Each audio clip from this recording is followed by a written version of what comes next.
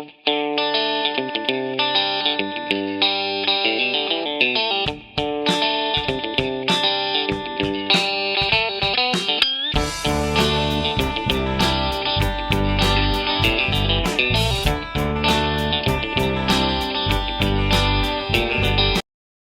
created the 5-track Sweet Home beats between the iPad and Garageband on the Mac, you don't have to stop there. One of the pieces of software that I've developed is the Garageband sample extractor, and what I'll do is I'll just run that, and I'll run that on our Sweet Home beats. And as I do, you'll notice over here there'll be a couple of folders created. So here we go, select that and choose, and we can see we've got a Sweet Home beat samples. Now when you're using Garageband, it generally stores the files in AIFF format, and as with all samples, it's quite difficult to know exactly what you're dealing with, and if you want to be using a hardware sampler, you really do need to know what these samples are. And one of my other pieces of software is the samples data lister. So if I run that and I select the Sweet Home beats samples, okay, so select that folder and choose, and what it generates is a pull down list of all of those songs. So you can see that the Sweet Home Alabama consists of the Sweet Home bass verse, the home drums, Sweet Home guitar 2 riff, and that famous intro. As you look at these files, you can see, for example, that the intro is 2-channel 44.1 16-bit LCPM. Now as it's Mac, it's actually big endian and signed integer, and what this means is it won't work generally on most hardware or PC software based samplers. So transferring the files can be difficult. Okay, so just cancel.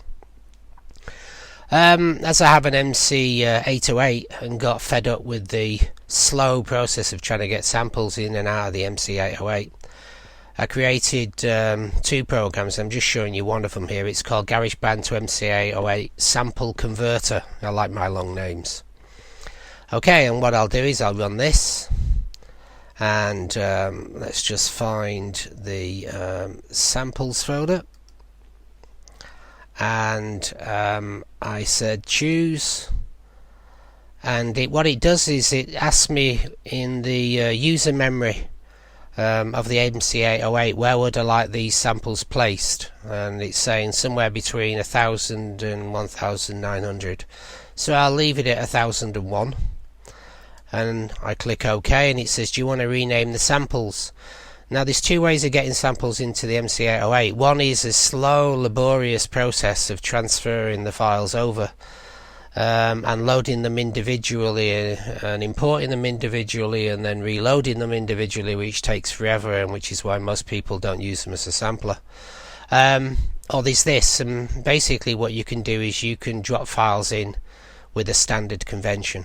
So I say OK, hit me with the standard convention, and you'll see below now that the files have been converted from those IFF files to this sample, and then starting at 1001 it's counted up. You'll see that it's gone 1002, 1004, 1006, 1008, 1010, and the reason for that is that when you take a mono sample into the MC-808, it takes up only 1 location. When you take a stereo sample in, it takes up 2 locations. And if you don't allow for the fact that stereos take up 2 locations, what happens is that your samples just don't work very effectively, or you import 5 samples and what you end up with is 2. So there's our sampled conventions, and now these need to go into the MC-808. Just so that we can see the change that's occurred, I'll also now again run my data lister and select the samples folder again and choose, and you can see that it's now changed these into WAV 2-channel 44.1 16-bit LPCM, but these are now little endian signed integer files. So little endian files will work on the PC, and they'll also work on the MC-808 and most of the samplers. So what I'm going to do now is to kick off the MC-808 and show you how we get the samples over there. Cheers.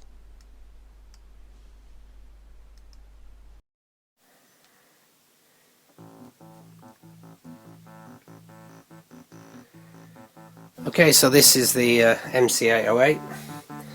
Quite a nice groove box, but also a sampler in its own right. Okay, so let's stop it.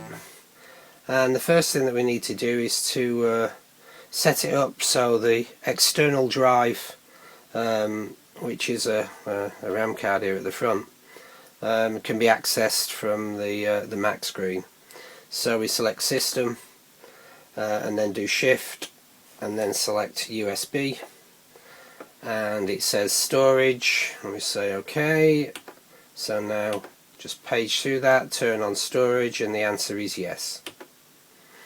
External or internal, and what we're going to do is we're actually going to put the samples on the external memory card, mainly because there's very little in the way of internal space for storage, so using a compact flash card is a much better approach. So again, hit that, it says connecting, it said it's connecting the MC-808 to the Mac via USB causes this compact flash drive to appear on the desktop. If we open that, you can see it consists of two main folders, a Roland and a temp. What we can do is we can open the Roland folder, and you'll see one that's called SMPL, which of course matches here. And what we can do is we just go here, we select those 5 samples, we take them and we drop them in the SMPL folder. And they're quite substantial sized samples, a couple of meg each, because as we know they're stereo WAV samples.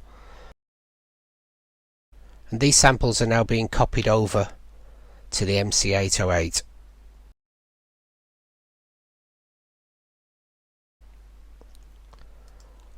Once we've done that, we can close and eject the card. And what that will do is that will disconnect the MC-808 and set the MC-808 up ready for interactive use.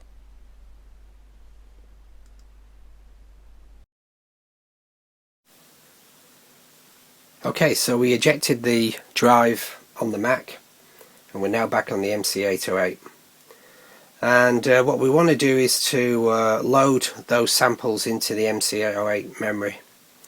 And what we can do is we go to Patch and Sample, and we then hold Shift, we then select number 14, which is Load All Samples, and we press Enter, and it now loads those samples into the MC-808. You'll have seen some great videos on YouTube that say, right, now we'll load the samples, and then 5 seconds later they flash back and they go, the samples are loaded. And I know I was fooled when I bought a hardware sampler, thinking, my god, that stuff's quick, you know, all this software nonsense. It really does just do this super fast. And then I discovered that hardware samplers are in fact quite slow, so we're nearly there. The samples are loaded.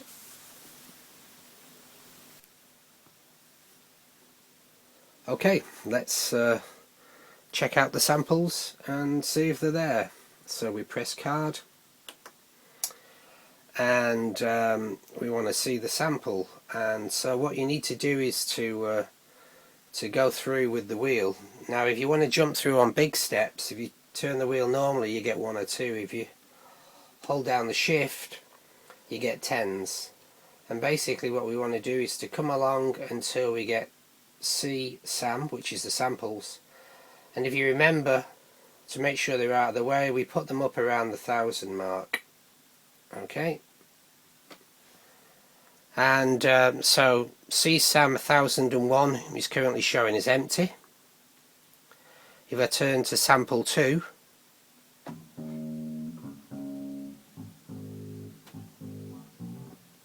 that's the bass line from Sweet Home Alabama.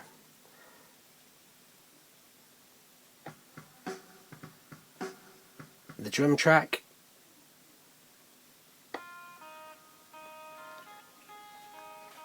the other electric guitar line that you generally don't notice, the famous one,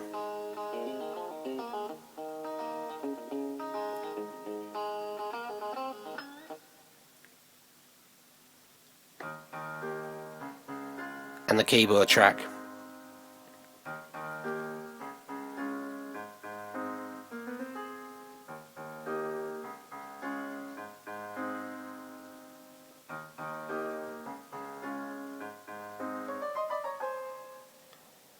And there they are. So there you have it. The original samples came from a demonstration of my Garageband Mac to iPad converter. I then extracted the samples with the fixed stick Garageband Archive sample extractor. I showed you the samples using the fixed stick audio samples data lister, and then I used the fixed stick Garageband to MC-808 sample converter to do the conversion over to the MC-808.